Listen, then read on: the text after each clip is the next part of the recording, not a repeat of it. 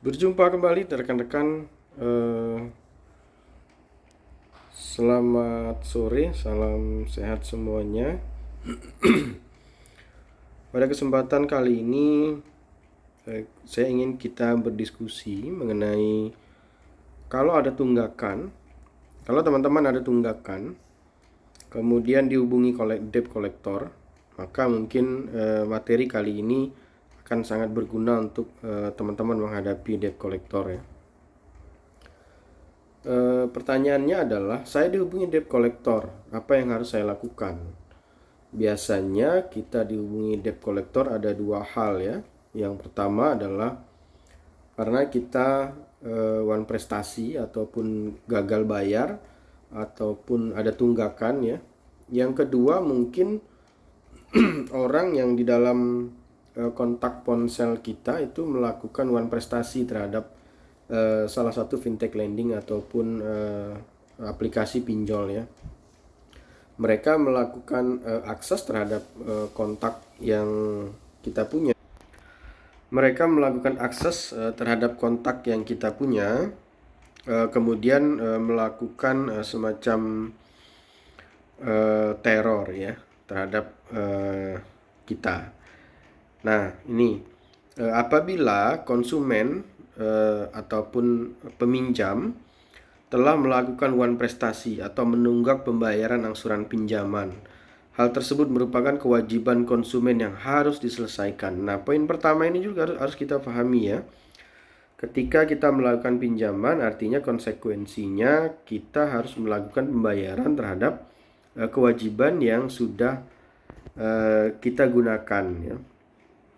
Kemudian pada umumnya, penyelenggara atau fintech atau pinjol akan memberikan data akurat, penjelasan dan prosedur kepada pihak yang melakukan penagihan mengenai hal-hal yang boleh dan tidak boleh dilakukan oleh debt collector. Bisa saja ya, alamat, kemudian alamat berdasarkan KTP, kemudian nomor telepon, kemudian nomor telepon orang terdekat ya. Kemudian data-data penting mungkin terkait dengan tunggakan dan rincian tunggakan itu diberikan ke debt collector ya. Nah, ini sebelum debt collector menemui kita, sebaiknya kita tanyakan dulu apakah benar kita melakukan tunggakan atau tidak ya. Diverifikasi dulu nama dan lain sebagainya. Apabila debt collector menghubungi disertai ancaman atau tindak kekerasan lainnya, maka kita dapat menghubungi pihak yang berwajib, dalam hal ini Kepolisian Republik Indonesia, untuk melaporkan tindakan kesewenang-wenangan yang mungkin dilakukan oleh debt collector ya.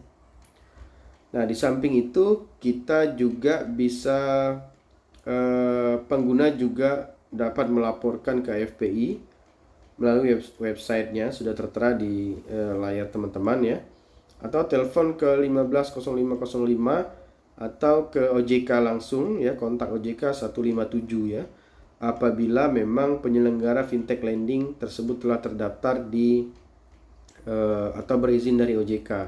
Makanya ini memang penting kita melakukan pinjaman kalau sudah berizin berizin atau terdaftar di OJK ya. Selanjutnya teman-teman, kalau kita tidak melakukan pinjaman di fintech lending tapi kita dihubungi oleh debt collector ya, apa yang harus kita lakukan?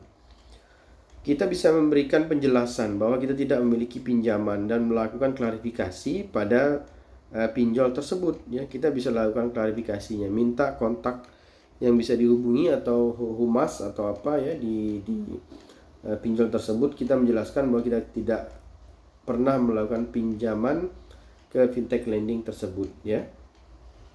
Apabila debt collector terus menghubungi disertai dengan ancaman atau tindak kekerasan lainnya, maka kita berhak untuk melaporkan ke pihak yang berwajib, dalam hal ini adalah Kepolisian RI ya. Nah, selain itu teman-teman, sebaiknya kalau memang kita sudah punya tunggakan, sebaiknya kita hadapi saja debt collectornya dengan baik-baik ya. Kita jelaskan mungkin kelemahan-kelemahan yang kita hadapi pada saat ini ya. Terima kasih. Assalamualaikum warahmatullahi wabarakatuh.